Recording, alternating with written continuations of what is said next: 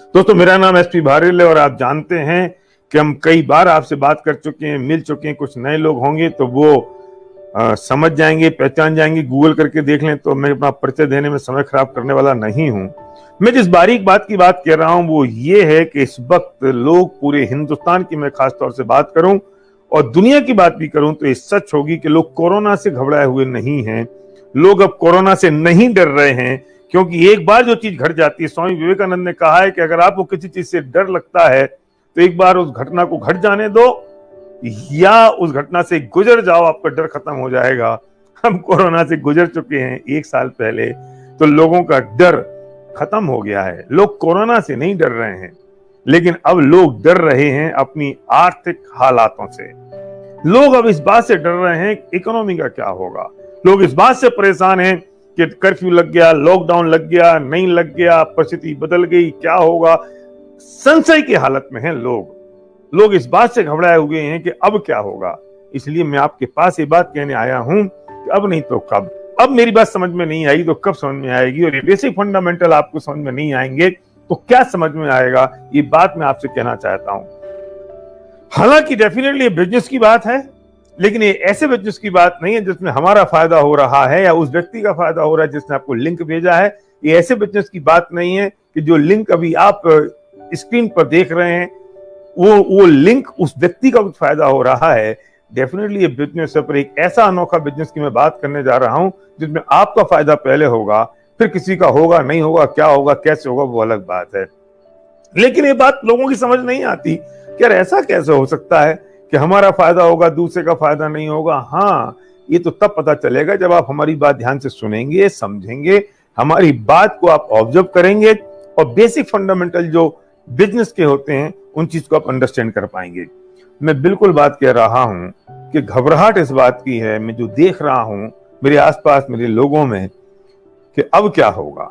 अब एक बार फिर अगर लॉकडाउन हो गया तो क्या होगा। लॉकडाउन सरकार नहीं कर रही है क्योंकि सरकार भी कोरोना से घबराई हुई नहीं है, वो अपनी जीडीपी से घबराई हुई है, वो अपनी आर्थिक हालातों से घबराई हुई है। मैं हिल गया और आज कल मुझे इसलिए मन आया कि मैं आपसे बात करूं।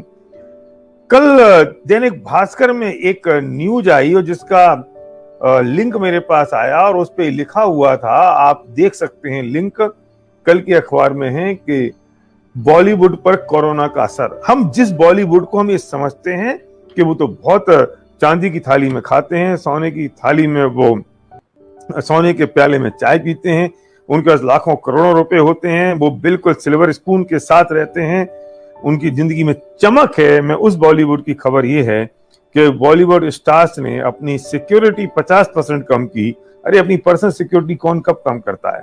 कब कोई कम करता है? जब उसकी हालात ठीक नहीं होते। उसमें लिखा है कि जो 20 गार्ड जो लोग रखते थे वो लोग अब 5 गार्ड पे आ गए हैं। तो जिंदगी से ज्यादा बड़ी तकलीफ होगी फाइनेंशियल। इस न्यूज में लिखा है कि बड़े स्टार्स मानसिक तनाव में हैं और बी ग्रेड और सी ग्रेड के जो स्टार्स हैं वो अपने एडजस्टमेंट में लगे हुए हैं और कुछ ने तो अपनी प्रॉपर्टी बेच दी है। मैं हिल गया। जहां पैसे की बारिश होती है उन लोगों के हालात हैं। नीचे एक जो अंजू मोदी कॉस्ट्यूम डिजाइनर हैं वो ये कह रही हैं कि मुझे अपने स्टाफ में 50% की कटौती करनी पड़ी क्योंकि जो मेरे पास ऑर्डर रोज आते थे वे अब कम हो गए हैं और मेरा बिजनेस भी कम हो गया। उन्होंने कपड़े सिलाना कम कर दिया है, रादर बंद कर दिया है। आप सोच रहे हो, कुछ लोग अपने गांव लौट गए हैं, स्टाफ के पास काम नहीं है। तो जब उनके पास काम नहीं है तो मैं एक आम आदमी की क्या बात करूं। मेरा प्रश्न ये है, उनकी क्या बात करें जो बेचारा 20,000 की जॉब में है या 50,000 की जॉब में है या लाख रुपए की जॉब में भी है और जिसकी ऑफिस में से 4 लोगों को निकाल दिया गया। वो खुश होकर इसलिए बैठा हुआ है कि यार उन 4 को निकाला है, मुझे नहीं निकाला, माफ करिए, बुरा मत मानिए, हो सकता है अगला नंबर हमारा हो। एक बार पता है क्या हुआ, कुछ भेड़ें थीं और उनको काटने वाला कसाई उनको काटना शुरू किया तो सब भेड़ें चिल्लाने लगी, चीखने लगी, तो वो डिस्टर्ब हुआ। तो उसने एक सम्मोहन करने वाले को बुलाया और सम्मोहन करने वाले ने एक ऐसी टेक्निक अप्लाई की कि बस उन भेड़ों के दिमाग में एक चीज डाल दी कि जो कट रही है ना वो कट रही है, हम तो कटने वाले नहीं हैं। तो हुआ ये कि जब उस भेड़ों के झुंड में से एक भेड़ को निकाला तो जो बेचारी कटती थी वो रोती थी और बाकी भेड़ें हंसती थी कि वो कट रही है, हम तो कटने वाले नहीं हैं। उनमें से फिर एक अगली भेड़ को निकाला जाता, वो बेचारी कटती तो वो रोती और बाकी सोचती कि जो कट रही है वो कट रही है, वो रो रही है, हम तो कटने वाले नहीं हैं। फिर तीसरे का नंबर आता। जब सबके दिमाग में ये आ गया कि जो कट रही है वो रो रही है, हम नहीं कटने वाले हैं, और जब उसके कटने का नंबर आता तो उसका कोई ऑप्शन नहीं बचता। वर्तमान हालातों को देखते हुए हम किसी को दोष दें, हम सरकार को दोष दें, हम कोरोना को दोष दें, हम चाइना को दें, हम पाकिस्तान को दें, हम अड़ोसी पड़ोसी सबको दोष दें, उससे कुछ होने वाला नहीं है मेरे भाई। क्या कर लोगे दोष देके? परिस्थिति नहीं सुधर जाएगी। उसकी वजह से हो गया, इसकी वजह से हो गया, इससे कुछ नहीं होगा। अगर एक भेड़ कट रही है तो हमें हंसने की बजाय ऐसी कुछ व्यवस्था बना लेनी चाहिए कि हमारा नंबर ही ना आए। जी हां, मैं आपसे बात कह रहा हूं, मैं आपसे कह रहा हूं ये बात, जो लोग मेरी बात सुन रहे हैं, क्या आपने वो व्यवस्था की? तो 90% लोगों से जब मैं बात कहता हूं तो वो एक ही बात कहते हैं कि कैसे करें, हमारे पास कोई ऑप्शन नहीं है, हम कुछ कर नहीं पा रहे हैं, हम क्या करें। इसलिए तो मैं आपको यहां बुलाया है कि हम आपको बताने वाले हैं ना आपको क्या करना है, हम आपको ऑप्शन देने वाले हैं कि क्या कर सकते हो आप। अब नहीं तो फिर कब?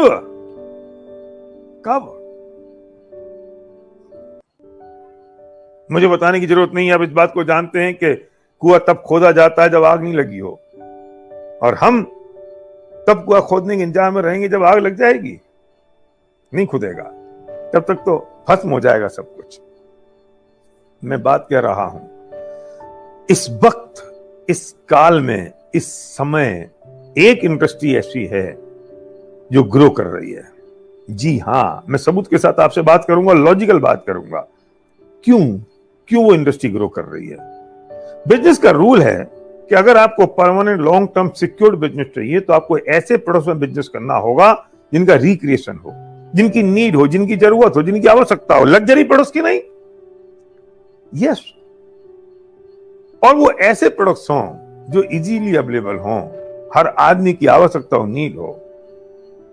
हाँ, इसलिए मैं कहता हूं कि जो एफएमसीजी के प्रोडक्ट्स की बात आती है, जब हेल्थ सप्लीमेंट की बात आती है, जब पर्सनल केयर और होम केयर के प्रोडक्ट्स की बात होती है, तो एसेंशियल आइटम होते हैं। हाँ, एसेंशियल आइटम होते हैं। और वो जो बिजनेस होता है ना, वो बिजनेस डाउन नहीं जाता।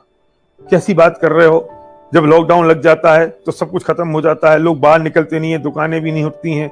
हाँ, वो ट्रेडिशनल तरीके से अगर वो एफएमसीजी का या पर्सनल केयर, होम केयर या सप्लीमेंट का बिजनेस बिल्ड करेंगे या बिजनेस करेंगे तो डेफिनेटली परिस्थितियां जो होंगी उनसे ज्यादा पानी बरसेगा, ज्यादा हवा होगी, तूफान होगा, ओले गिरेंगे, तो इन बिजनेस पे इफेक्ट आएगा।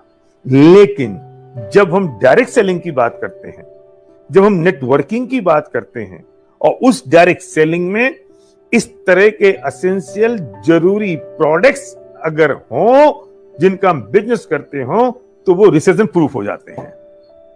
क्यों? डायरेक्ट सेलिंग की बात कर रहे हैं तो डायरेक्ट सेलिंग ऐसी है। हाँ, डायरेक्ट सेलिंग ऐसी है क्योंकि यहां हम लोगों का नेटवर्क बनाते हैं, हम रेफरेंसेस पे काम करते हैं, उससे हमें रेफरेंस बोनस मिलता है। हम लोगों को अवेयर करते हैं कुछ प्रोडक्ट्स और सर्विसेज के बारे में, हम लोगों को अवेयर करते हैं उनके सपने कैसे पूरे हो सकते हैं, how to realise their dream.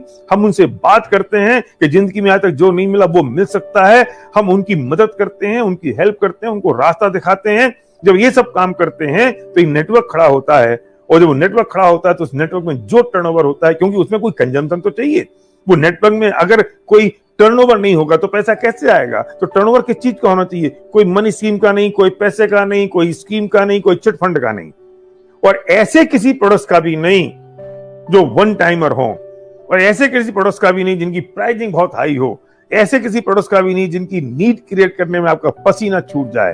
हाँ, ऐसे कुछ प्रोडक्ट्स का नेटवर्क होना चाहिए और उस नेटवर्क में ऐसे कुछ प्रोडक्ट्स फ्लो करने चाहिए।